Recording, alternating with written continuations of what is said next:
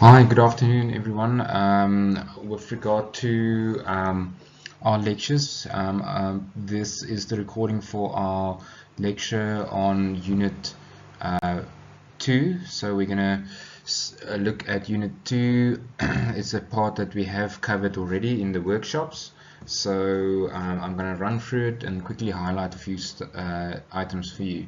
So you would have submitted your first Unit 1's informal assessment earlier, and I hope everyone managed to submit it successfully.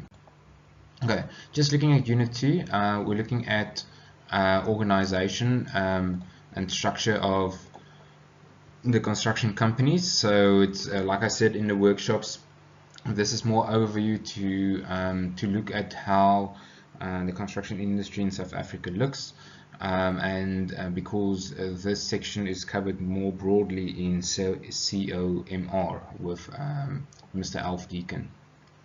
Okay, so we're going to look at the management principles, leadership styles, project teams, team building, the sizes of construction firms, and characteristics of firms. So we're going to focus on chapter 2 and 4 of the study material of the textbook. Okay, so first things first, here's a video that you guys can have a look at, and it's all about management and looking at how different perspectives are giving you different perspectives on different management styles. Okay, so getting into chapter 2, we look at contract planning. Chapter 2 is about the UK, so what we're trying to do here is to draw some similarities, and you will see that I've import or highlighted some South African items in here as well. So chapter 2 is all about the UK contracts, and thus not that important, but however it defines a contract as a means to formalize the relationship between the contracting parties. Okay, so so you can go through that. I'm going to look at South African contracts as well. Which is applicable though is that the contracts in South Africa does ask for certain planning methods. So okay, this is important. The terms dictate what sort of program is used. Some contracts specify what information is needed.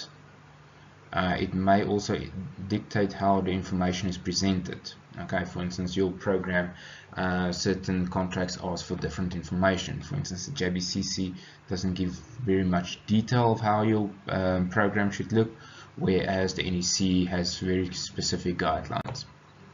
Okay, so just looking at the South African contracts, you probably know about this, and we've discussed this in the workshop. So we've got the JBCC, GCC, NEC, and FIDIC used in South Africa. The JCT is the one focused in the study guideline. I don't think any of you work on roads, but the Colto contract is still used in South Africa, especially the road builders still like to use it. And then there's other bespoke contracts, especially you guys in Midrand, that works with RDP housing and that type of things. Okay. Then the Construction Industry Development Board, just a couple of items. The CIDB endorses 4 contracts. Those are the contracts that I highlighted earlier. Please note that these are still the old contracts. The 2017 FIDIC came out, and then the NEC 4 is also now the new contracts being used. Okay, then for instance, that example which I highlighted earlier, this is the specific criteria that the NEC asks for. Okay, in comparison with the JBCC, which just specifies that that there should be a approved program in place. Okay, so chapter 4 is about construction planning, programming, and control. So here we're getting a little bit into the meat of things. So construction planning, programming, and controls, foils 7 principles, very important. These principles for me, please have a look. Forecasting and planning, organization, commanding or directing, controlling, coordinating, motivating, and communicating, which encompasses them all. Okay, so please note that these criteria you would have to be able to explain in more broad views, so you can have a look on page 53 of your textbooks. Okay, forecasting. Forecasting involves the preparation of financial forecast, company annual returns, company cash flows, and then the one that I highlighted, which is applicable, individual project plans of cash flows. These ones are more applicable to COMR, and then resource forecasts are staffing and key laborers that one should look at. Organization. Organization is the grouping of work and allocation of duties, responsibilities, and authorities. You can see again the one that I highlighted, which is important, is the organization structure towards projects. Okay, so please go through these the others just to put it in perspective against your project structure. Okay, commanding and control. Here we get to commanding is giving instructions to implement agreed policies. Authority should be granted. This is very important. Whenever you appoint someone and he doesn't have authority to do anything, his hands are basically tied behind his back. Control. Control project costs, monthly reporting. Okay, so again, looking at the aspect of the project and not the company. Okay, coordination, motivation. Okay, motivation rules you should highlight for me and know about as well. Coordinate between personnel, motivation, items like pay, security, recognition, promotion, no blame culture, company training, and so on. This relates to the atmosphere within the company.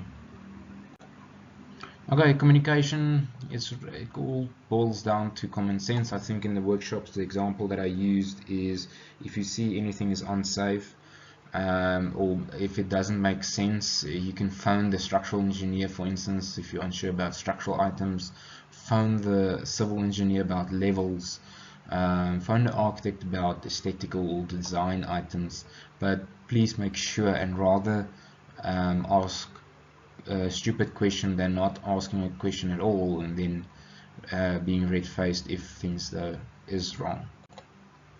Okay, so then the chapter just looks at different leadership styles, and then the body of knowledge defines leadership as the ability to empower and inspire people to achieve project success. Partington defines leadership as it comes from the involvement, participation, and empowerment of followers. So emphasis on empowerment. Okay, then I just highlighted some leadership styles, so please know this, what the difference is between an autocratic leader like a Steve Jobs, the guys that want to be a little bit more in control, and a democratic one which listens to everyone, someone more like Obama. Okay, so please know what the difference is. Then the project teams. Construction work is project-based. Multidisciplinary teams are of people working together. Collaboration is not that embedded in the South African environment yet. Burke defines teamwork. The aim is to bring people together to increase their effectiveness without the loss of their individuality.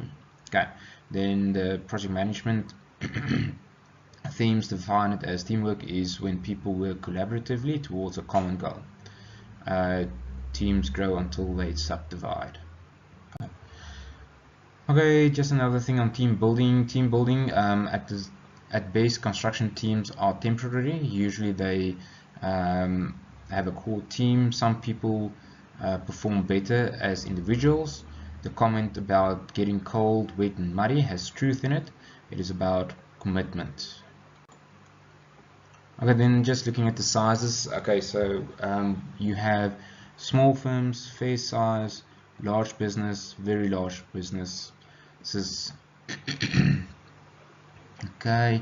Then just a few examples. Small firms are the principal responsible for the principal is responsible for everything. Organized organizations according to functionality. Delegation may be a challenge for the principal, but basically you have two levels of management. You have the principal and then the implementation people, the construction site manager maybe, and the subcontractors. Okay, then looking at medium firms, a little bit more complex. You have policies that starts playing a role, safety, welfare, company controls and reporting, planning procedures, etc.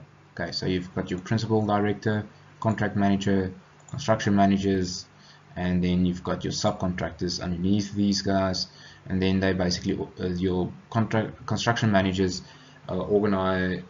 organization of subcontractors, resources, and individual project, short team, procedure, weekly report, and so on. That goes to the contracts manager, and he reports back to the director. Okay, the director usually focuses on financial, contract performance, client contracts, responsibility, and coordination.